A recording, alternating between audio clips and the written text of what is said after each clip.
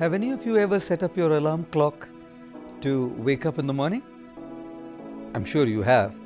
Of course, I'm not asking you how many of you were successful in waking up after the alarm goes. Just asking you how many of you set up your alarms to wake up in the morning.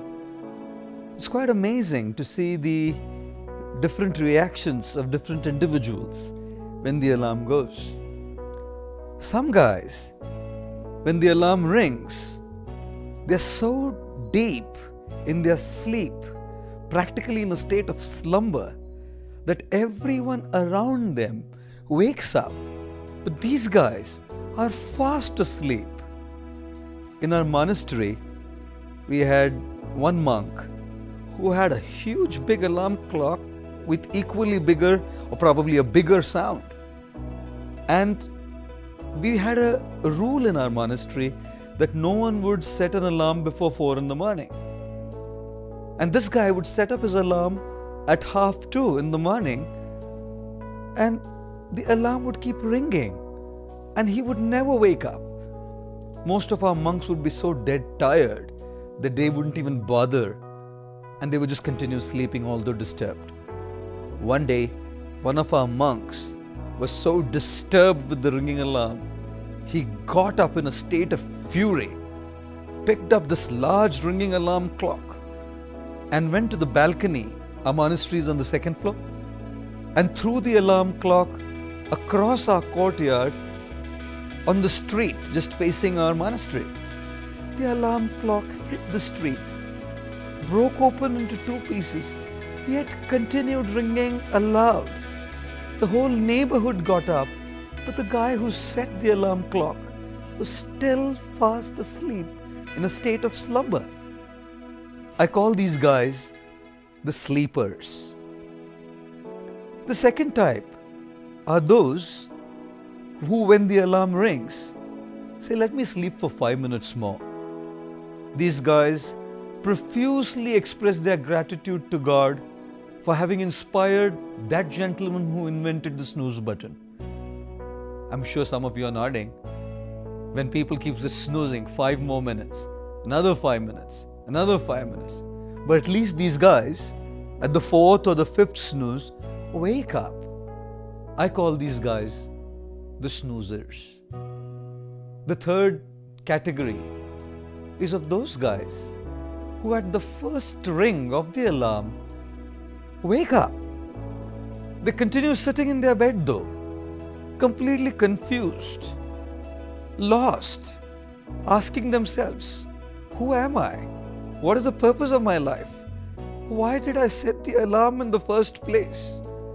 And then conveniently they turn the alarm off and go back to sleep again. I call these guys the fallers. Not the fallers in the North American sense as in the guys who fell trees, but fallers as in the guys who wake up and fall back to sleep. And then the fourth guys are those who, when they hear the alarm, the first ring, actually wake up, get out of bed and hit the floor to start with their day-to-day activities. Ladies and gentlemen, my question to all of you is, which one of these 4 are you? In terms of actually waking up when the alarm rings, let's start going to level 4. I call them the wakers, who actually wake up as soon as the alarm rings. Spiritual wisdom is like an alarm. The alarm of spiritual wisdom is meant to awaken us internally so that we can make proper choices. We can think right, do right, and live right. And when the spiritual wisdom alarm clock rings, there are 4 types of reactions again. The first are the sleepers. They keep hearing the alarm, but they're in such a state of deep slumber and ignorance that they don't hear at all. In fact, they just continue with their old ways. They continue making wrong choices.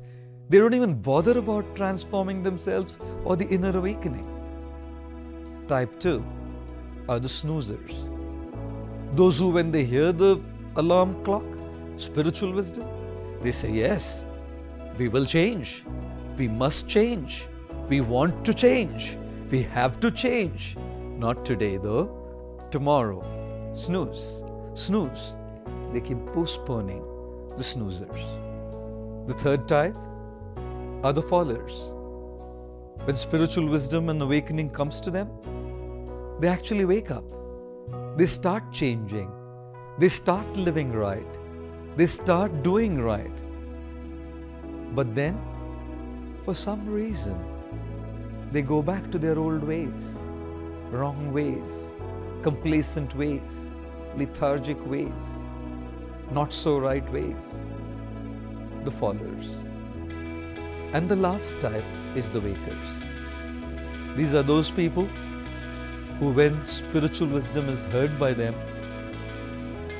they'll wake up, awaken, and start the process of transformation and change by the earliest. Yes, ladies and gentlemen, all of us have to be wakers. We don't want to be sleepers, snoozers, or fallers. We want to be wakers. When the alarm of spiritual wisdom rings, let us all take that awakening very seriously. Think right, speak right, do right, and live right. Thank you.